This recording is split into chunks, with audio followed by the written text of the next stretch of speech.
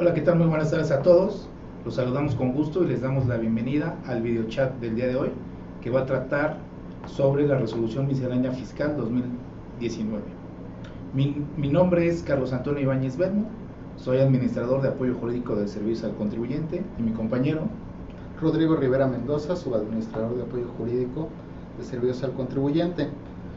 El día de hoy tocaremos los siguientes temas de la resolución miscelánea fiscal para 2019 más relevantes que se enlistan a continuación. El número 1 sería plataformas tecnológicas. Número 2, inscripción de personas físicas en el RFC Concur. Mi contabilidad, régimen de propiedad en condominio y diversos temas como lo son pago por cuenta de terceros, días inhábiles, opinión de cumplimiento y buzón tributario. Recuerden que al final de nuestra exposición trataremos de solventar todas sus dudas e inquietudes. Las que no sean posible atenderlas en la transmisión se atenderán con posterioridad. Iniciamos con los temas. Dentro del primer tema, como lo comentó Rodrigo, tocaremos el referente a plataformas tecnológicas. No sin antes comentar, y la gran inquietud es, ¿qué es la resolución miscelánea fiscal?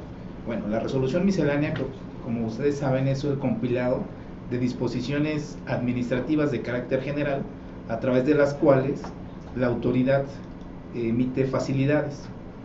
Estas facilidades no tienen que ver con los elementos de la contribución, que es objeto, sujeto, base, tasa o tarifa. Esta resolución miscelánea se publica anualmente y está agrupada de cierta manera que permita el conocimiento por parte de los contribuyentes. La resolución miscelánea agrupa disposiciones de carácter general, como lo comenté, en materia de impuestos, productos, aprovechamientos, contribuciones de mejoras y derechos federales. Está compuesta por 11 títulos. Para la 2019 fue publicada de manera anticipada en el portal del SAT el día 22 de abril y posteriormente en el Diario Oficial de la Federación el 29 de abril de este año, con vigencia a partir del día siguiente, esto es, el 30 de abril entró en vigor nuestra resolución miscelánea. Dentro de los temas que destacamos, queremos señalar uno muy importante, que es el de plataformas tecnológicas. ¿A qué se refiere esta serie de reglas que se emitieron? Si bien es cierto, el año pasado en la cuarta resolución de modificaciones 2018 se publicó la regla de plataformas tecnológicas, cuyo número es 31112, en la resolución 2019 se incorporan reglas adicionales que permiten brindar facilidades a los contribuyentes, personas físicas, que prestan servicios de transporte de pasajeros o de alimentos preparados a través de plataformas tecnológicas. Estas plataformas tecnológicas pueden ser personas morales, nacionales o extranjeras, inclusive sin establecimiento permanente en México. Poniendo un poquito el antecedente o la referencia de por qué a través de estas reglas se brindan facilidades a los contribuyentes prestadores de servicios, es que al día de hoy una persona física, para prestar servicios a través de las plataformas, tiene que inscribirse en el RFC, en el régimen de actividad empresarial o de incorporación fiscal, debiendo cumplir con todas las reglas y con todas las obligaciones que estos regímenes establecen para estos contribuyentes. ¿Qué es lo que se busca con estas facilidades de plataformas? Uno, que estas personas físicas tengan facilidades administrativas y de tributación. Dentro de los contribuyentes que pueden verse beneficiados con estas reglas, se encuentran aquellos que desarrollan una actividad empresarial y adicionalmente prestan el servicio de transporte. Por decirlo de alguna forma, y si me lo permiten, para ubicar a quién nos estamos refiriendo, servicio de Uber o Uber Eats o Didi o Cabify. Las personas que están prestando servicio a través de estas plataformas tienen que tributar en el régimen de actividad empresarial o régimen de incorporación, cumpliendo con todas las obligaciones. Si la plataforma decide ejercer estas reglas, entonces va a haber un esquema de retención por parte de la plataforma, ¿sí? ¿En qué consisten estos beneficios? Que la plataforma va a hacer la retención del impuesto sobre la renta y del IVA. Perdón, si podemos regresar a la lámina anterior.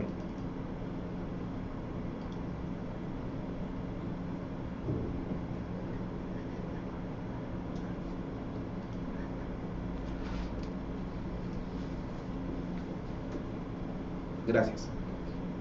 ¿En qué consiste? Como lo comenté, en retención de ICR/IVA aplicable a los prestadores de servicio. Este esquema de retención de ICR y de IVA la van a efectuar las personas morales que están sirviendo de plataforma. Respecto de los ingresos que cobren las personas físicas a través de la plataforma, la retención se va a realizar de manera mensual respecto de cada persona física y se efectuará sobre el total de los ingresos. ¿Cuáles son los porcentajes de estas retenciones? Para efecto del impuesto sobre la renta, atenderá al porcentaje del 3, 4 o 9%. El 3% para aquellos contribuyentes que tengan ingresos de hasta 25,000 pesos. El 4% cuyos ingresos no excedan de 35,000. El 5% para 50,000 pesos, y cuando tengan ingresos superiores a los 50,000 pesos estarán teniendo una retención del 9%. En todos los casos la retención del IVA es al 8%. Esto sin duda es un beneficio para las personas físicas que prestan los servicios a través de estas plataformas. La siguiente, por favor. ¿Qué obligaciones tienen las plataformas tecnológicas? Como lo comentamos, es proporcionar a cada persona física un CFDI de retenciones e información de pagos. Este CFDI se va a tener que entregar a más tardar el día 5 del mes inmediato siguiente en el caso de que se efectúen retenciones por un periodo de 7 días. El CFDI podrá ser proporcionado de forma semanal. La plataforma deberá enterar estas retenciones a más tardar el día 17 del mes siguiente al que se efectuó la retención, y finalmente tendrá que enviar a través de correo electrónico al usuario final el archivo que contiene el CFDI que ampara el monto de la contraprestación.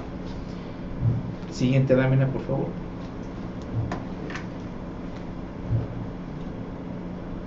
Bueno, aquí ya estamos tocando otro tema. Me detengo un poquito en el de plataformas para establecer y dejar con mayor claridad los efectos de esta regla. Las personas físicas que se encuentran en actividad empresarial van a tener una retención por los ingresos que perciban a través de la plataforma, y esa retención van a poder acreditarla en sus pagos, en su declaración anual. Si tiene actividad empresarial exclusivamente y presta servicio exclusivamente de transporte de pasajero, de entrega de alimentos, esa retención se considerará definitiva y se evitará el contribuyente de hacer declaraciones. Si el contribuyente tributa en el régimen de incorporación fiscal, ellos tendrán opción de decirle, o tendrán la oportunidad, de ejercer la opción a través de la plataforma para que le haga la retención. Si su actividad es exclusiva del régimen de incorporación, esa retención va a ser definitiva y no tendrá que presentar declaraciones. Si tiene actividades mixtas, entendiendo a la persona que tiene un negocio y aparte es conductor y presta este servicio de transporte, él podrá, por estos ingresos de transporte, conceder esa retención tanto de renta como de IVA definitivo, pero tendrá que pagar por el resto de sus ingresos conforme al régimen de incorporación fiscal. ¿Qué beneficios adicionales se incorporaron para 2019?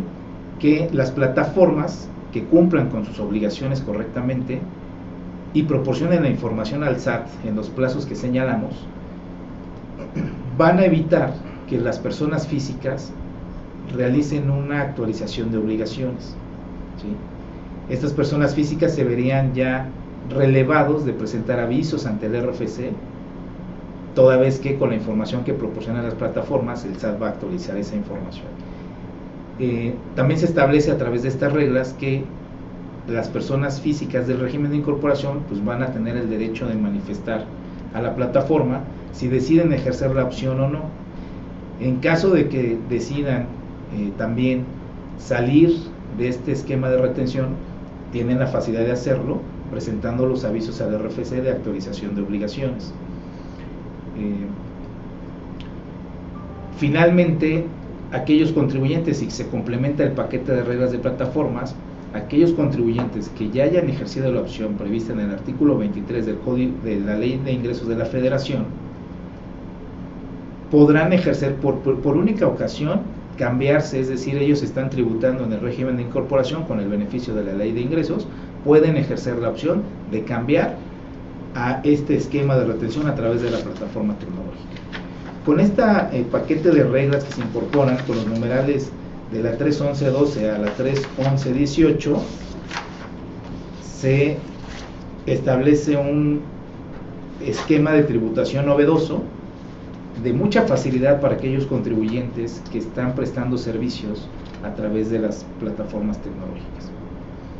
El tema siguiente que nos corresponde es el de inscripción de personas físicas en el RFC con CURP.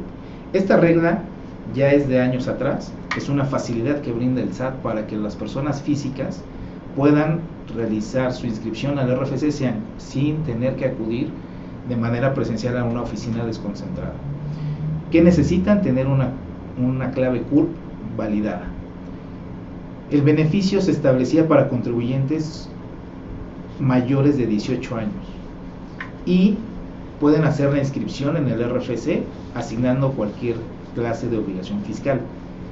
La novedad para este año es que se permite esta facilidad, inclusive ahora para menores entre 16 y 18 años. El beneficio es importante porque el esquema actual es un menor que desee desempeñar un trabajo personal subordinado, esto es, trabajar como asalariado, necesitaba acudir de manera presencial a la oficina del SAT en compañía de sus padres o tutores, porque ellos son los representantes legales del menor. Con una modificación a la Ley del Trabajo y atendiendo a ese cambio, el Servicio de Administración Tributaria para este año, a partir del mes de julio, va a brindar la facilidad de que los menores de entre 16 y 18 años puedan realizar su inscripción en el RFC con su clave única de registro de población, su clave CURP. Con esto evitarían acudir a una administración desconcentrada. Es importante acotar que la inscripción se va a realizar exclusivamente por el régimen de sueldos y salarios. Si ese menor desea hacer algún cambio de actividad económica o obligaciones, tendría que presentar un aviso de actualización, pero hasta que cumpla los 18 años. De lo contrario, tendrá que hacer el trámite convencional. Si tuviera otro tipo de actividad como arrendamiento, actividad empresarial del menor, tendría que hacer la inscripción tradicional acudiendo a la desconcentrada. Si es para sueldos y salarios, lo puede hacer a partir del mes de julio con su clave única de registro de población a través del portal del SAT. Continuamos con los siguientes temas a cargo de Rodrigo Rivera. Muchas gracias. Sí, el siguiente tema a tocar es el tema de mi contabilidad. ¿Qué es esto? Hasta antes de la emisión de estas facilidades que a continuación explicaré, los contribuyentes tenían diversas plataformas a través de las cuales pudieran presentar sus declaraciones periódicas, es decir, podían presentarlas a través de la plataforma Mis Cuentas, o bien, en algunos casos, a través de declaraciones y pagos. ¿Por qué es relevante este cambio? Dichas modificaciones atienden al hecho de simplificar la forma en que los contribuyentes con ingresos de actividad empresarial o arrendamiento puedan presentar declaraciones de manera certera a través del aplicativo o a través de la herramienta electrónica Mi Contabilidad. ¿En qué consisten estos cambios? Se estableció que el aplicativo Mi Contabilidad sea el único medio para que las personas físicas con actividad empresarial y profesional, así como arrendamiento, puedan presentar sus pagos provisionales. Se precisa además que los contribuyentes que obtengan ingresos por arrendamientos, que en su momento optaron por el aplicativo Mis Cuentas, a partir de abril de 2019 deberán presentar sus pagos provisionales utilizando únicamente la herramienta electrónica Mi Contabilidad. Por otro lado, se precisa que únicamente las asociaciones religiosas que opten por utilizar la herramienta Mis Cuentas estarán exceptuadas de llevar a cabo e ingresar de forma mensual su contabilidad electrónica a través del portal del SAT. En el supuesto de presentar declaraciones extemporáneas, así como complementarias, los contribuyentes deberán presentarlas a través del aplicativo Mi Contabilidad. Esto conlleva y otorga facilidades a las personas que clasifiquen sus CFDIs de ingresos y gastos a través de Mi Contabilidad de quedar relevadas de cumplir con la obligación de presentar la declaración informativa de operaciones con terceros, y cabe señalar que los contribuyentes que se ubican en dicho supuesto no están obligados a enviar su contabilidad electrónica.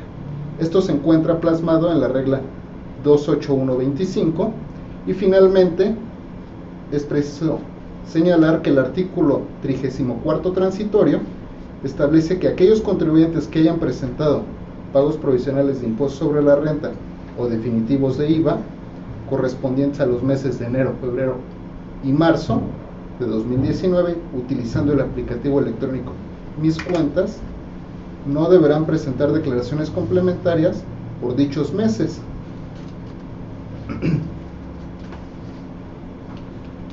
Siguiendo con otro tema relevante, es el de propiedad en condominio. La problemática que se venía presentando es que diversas personas morales del régimen de propiedad en condominio inscritas en el RFC sin personalidad jurídica propia no podían regularizar su situación fiscal, toda vez que no contaban con una firma electrónica para poder presentar sus declaraciones periódicas, o bien para poder corregir o actualizar sus actividades, mejor dicho. ¿Por qué es relevante esta regla que fue modificada?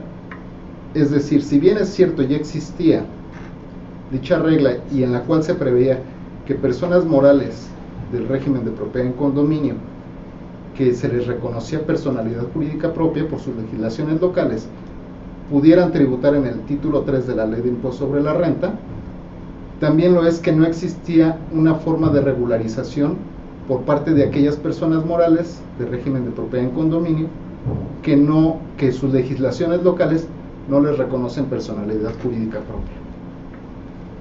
¿Por qué es relevante?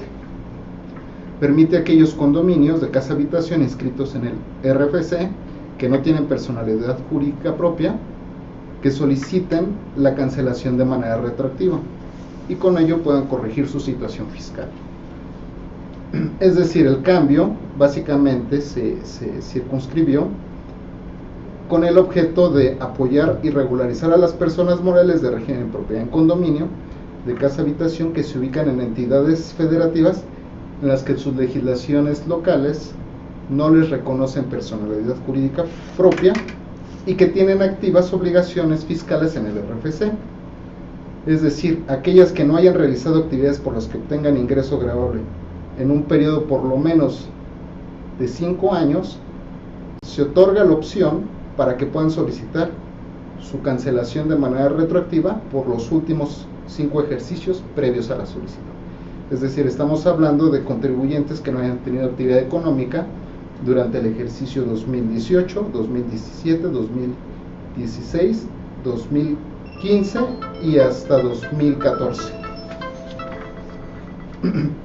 En ese sentido, la regla se reforma para que las personas morales del régimen de propiedad en condominio que se ubican en entidades federativas en las que sus legislaciones no les reconocen personalidad jurídica propia puedan solicitar su cancelación de manera retroactiva hasta por los últimos 5 ejercicios.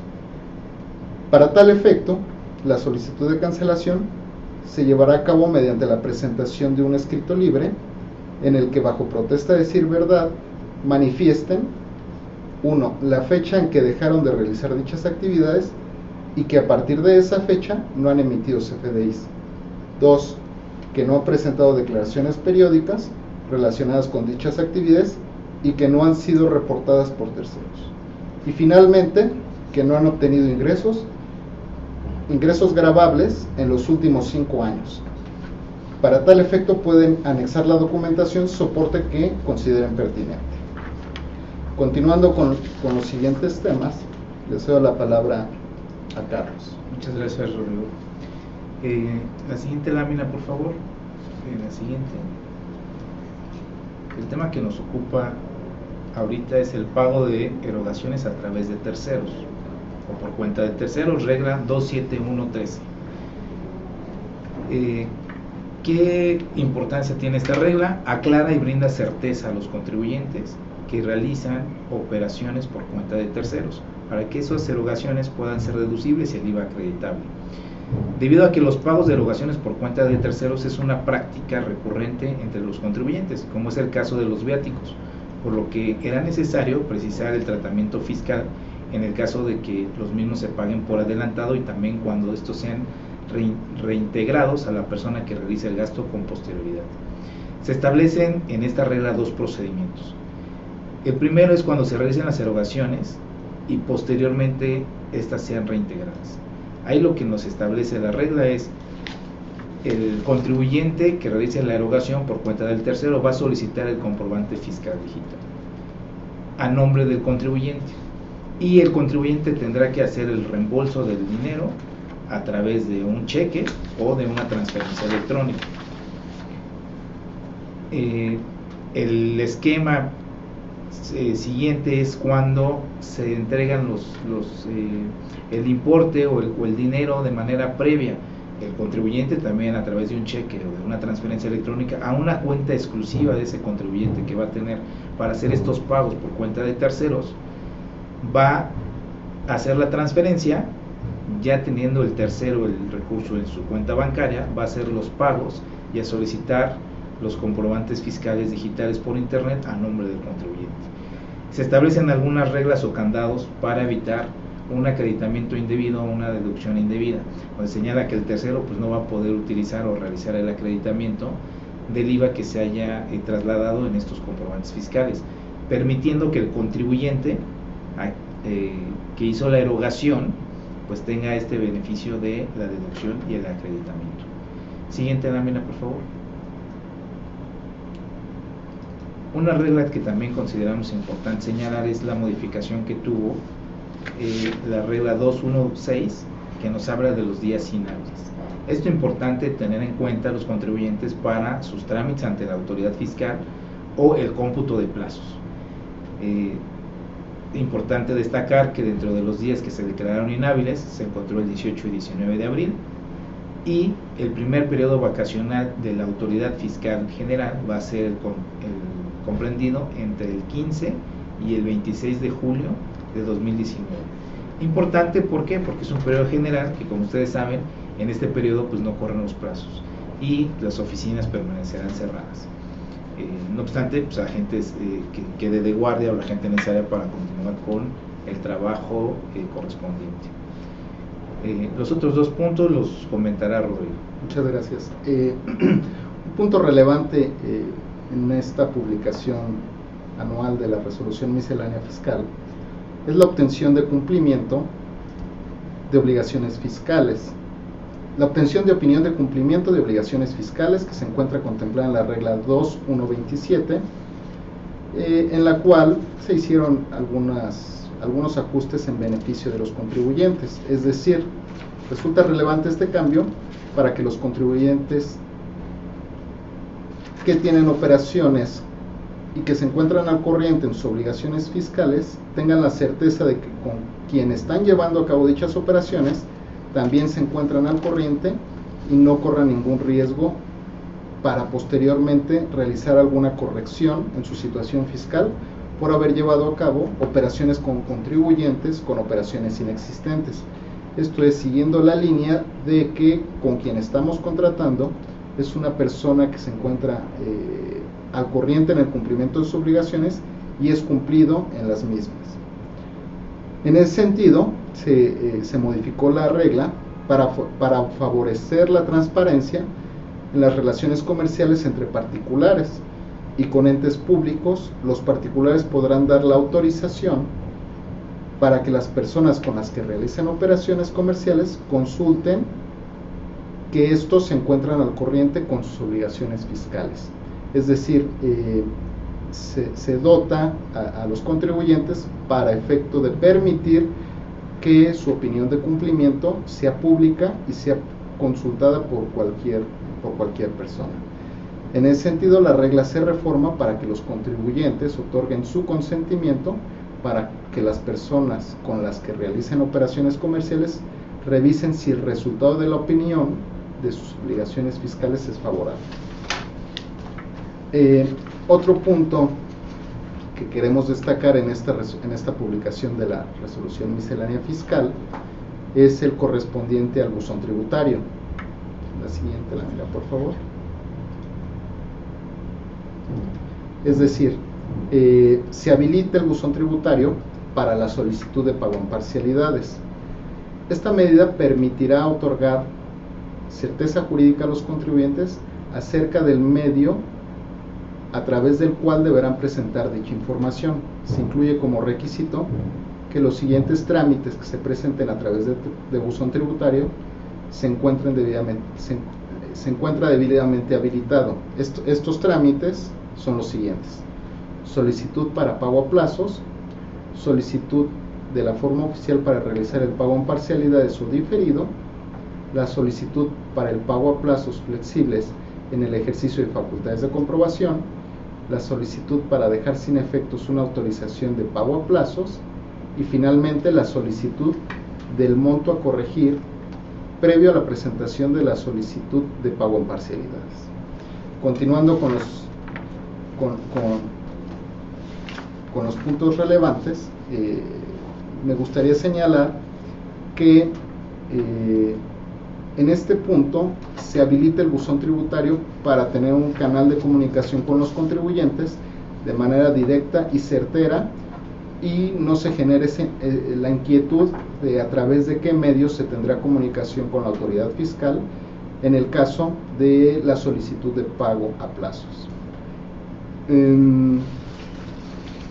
Finalmente,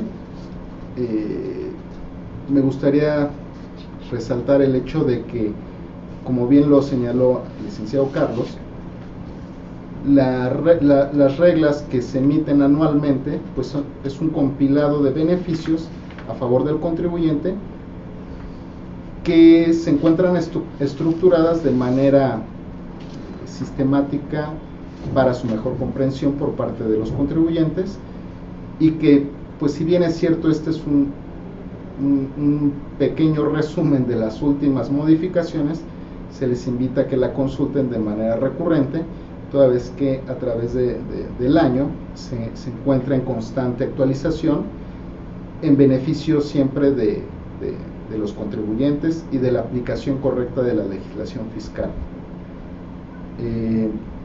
Finalmente, los invitamos a consultar nuestros canales de atención, los cuales son Marcasat, Chat 1 a 1.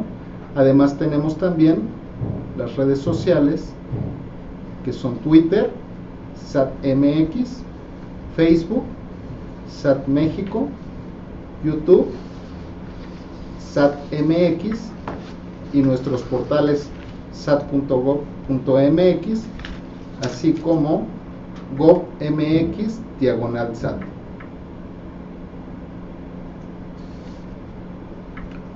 Muy bien, con esto daríamos comienzo al apartado de preguntas.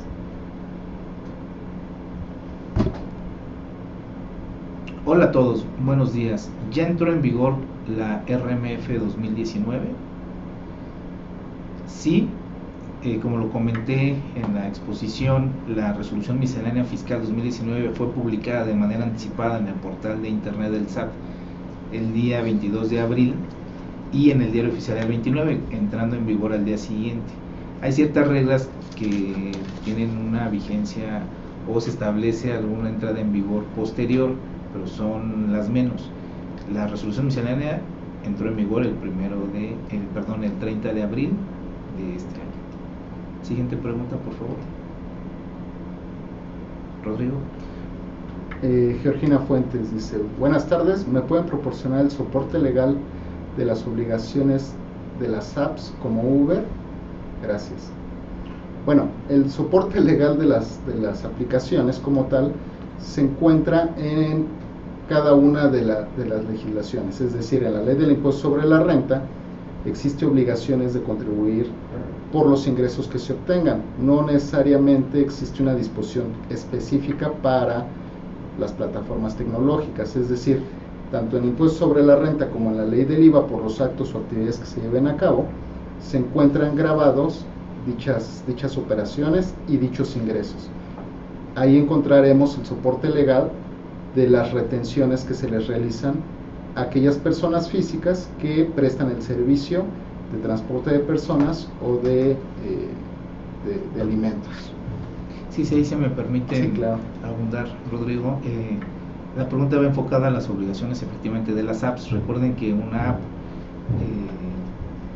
está representada por una persona moral. Esa persona moral debe de cumplir con sus obligaciones fiscales, atendiendo el régimen, como bien comentó Rodrigo, de impuesto sobre la renta, impuesto sobre valor agregado, siendo las apps algunas personas morales nacionales o algunas extranjeras. Aquí puede ser que tengan representación fiscal en México o no. Lo que comenté de la regla y el esquema de plataformas tecnológicas es que cualquier persona moral puede ejercer la opción para estar haciendo la retención de todos sus socios conductores, ¿sí? Entonces las obligaciones están en nuestra legislación y no en la resolución miscelánea como tal. Siguiente pregunta, por favor. Hola, una pregunta. Entonces, ¿ya es obligatorio para usar mi contabilidad para personas físicas, actividad empresarial y profesional, o es opcional? Siempre y cuando se encuentre el contribuyente en los supuestos para utilizar esta herramienta, tiene que aplicarla, es decir, personas físicas con actividad empresarial o arrendamiento, uso o goce temporal de bienes inmuebles que no exceda de 2 millones de pesos, está obligado a utilizar la aplicación Mi Contabilidad. Sí, agregando un poco al comentario, efectivamente lo que se busca es facilitarle al contribuyente la forma de presentar sus declaraciones periódicas, así como de eliminarle algunas pequeñas cargas tributarias, como es la presentación de declaraciones informativas y el envío de la contabilidad electrónica al SAT. Es decir, lo que se busca es que exista un solo canal de comunicación entre la autoridad y los contribuyentes para la presentación de dichas declaraciones, aunque si bien es cierto, es una opción, obtienes grandes facilidades administrativas por llevarla a cabo. Siguiente pregunta. ¿La resolución miscelánea 2019 es anticipada o ya es definitiva, publicada en el Diario Oficial de la Federación? Como lo comenté, fueron las dos. Recordemos que el SAT tiene la atribución también de hacer publicaciones anticipadas en su portal de internet en términos de la regla 1.8 de la propia miscelánea. Estas publicaciones anticipadas pues dan a conocer de manera previa aquellas reglas que establezcan beneficios o que simplifiquen procedimientos, siendo obligatorias para la autoridad desde el momento en que son publicadas en el portal, no así para los contribuyentes si se establecen en estas facilidades algunos requisitos o trámites distintos a cómo se vienen realizando. Ahí la obligatoriedad para el contribuyente es cuando se publica en el Diario Oficial de la Federación. Siguiente pregunta, por favor. Esta pregunta es un poco reiterada con la anterior, pero dice: ¿ya es obligatorio el uso de mi contabilidad para personas físicas, actividad empresarial y profesional, o es opcional? Pues comentamos que era ya de uso obligatorio. Dice la siguiente pregunta: ¿en qué regla está el tema de plataformas de información? Supongo que se refiere a las plataformas tecnológicas, que son las reglas que estuvimos explicando a lo largo de la presente declaración, y el listado de reglas se encuentra a partir de la 3.11.12. 3.11.12, y esa regla ya existía desde la resolución miscelánea para 2018. En esta 2019 fue modificada y se adicionaron algunas otras reglas para la regulación del ejercicio de las opciones, tanto para la plataforma como para los prestadores del servicio, para efecto de la retención. Aquí es importante señalar que las reglas están exclusivamente dirigidas ahorita a lo que es el servicio independiente de transporte de personas y de entrega de alimentos. La pregunta decía plataformas de información. No se refieren a algún tipo de plataforma de contenido como Spotify o Netflix, que pues estas no están contempladas ahorita en el esquema. Exclusivamente, lo comenté en la exposición, por poner nombre, aquellas que se dedican al transporte como Uber, Uber Eats, Didi, Cabify, son quienes va ahorita dirigida la facilidad. Siguiente pregunta, por favor. Si es RIF por una tiendita, si cambia a retenciones de ICR IVA, ¿cuál sería el procedimiento? Ok, de acuerdo. Si es, atendiendo la pregunta concreta, si es RIF de una tiendita, no podría cambiar al esquema de retenciones. ¿Por qué? Porque no está prestando un servicio independiente de transporte de pasajeros o de entrega de alimentos a través de alguna plataforma. Ellos tendrían que continuar, el contribuyente de la tiendita, con el esquema normal de régimen de incorporación. Siguiente pregunta, por favor. Dice, a los que trabajan como Uber, la persona moral puede o no hacerle la retención. Bueno, precisamente esa es la facilidad que se está otorgando, que las personas morales que prestan el servicio de plataformas les realicen las retenciones a las personas físicas que llevan a cabo el servicio de transporte de personas o de alimentos. Es decir, con el fin de evitar cargas fiscales, en tema de presentación de declaraciones, información, etcétera, se prevé esta regla para efecto de que la plataforma realice las retenciones tanto para impuestos sobre la renta como para impuesto al valor agregado, retenciones que se consideran definitivas, y estas a su vez realicen el entero ante la autoridad fiscal de las mismas. Siguiente. Siguiente pregunta, ¿puedo un mes usar mi contabilidad y otro mes no? No. La respuesta es no. Una vez que se ejerce pues la opción de aplicar mi contabilidad, tiene que ser por el resto del ejercicio. Recuerden que es una aplicación que va arrastrando la información mes con mes, entonces no pueden cambiar la opción dentro del ejercicio fiscal. Siguiente pregunta, por favor. Dice, ¿por qué se derogó el criterio de compensación de IVA contra IVA? Es el criterio 25, diagonal IVA, diagonal N, que es, supongo, el criterio aplicable. No es propiamente una pregunta vinculada con los temas de exposición, sin embargo, sí les podemos contestar que la Ley de Ingresos de la Federación para el ejercicio 2019, a través del artículo 25, fracción quinta, elimina la figura de la compensación universal. Y este criterio normativo pues únicamente establecía que la compensación podría realizarse de IVA contra de IVA. Eso está permitido en la legislación, por lo cual pues, creemos que no trae ningún perjuicio a los contribuyentes. Por decirlo de alguna forma, ese criterio estaba pues siendo,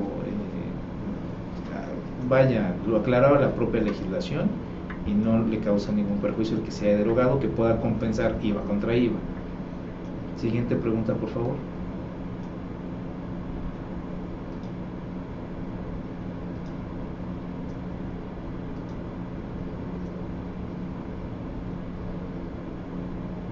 ¿Las personas morales régimen general pueden usar mi contabilidad, Rodrigo?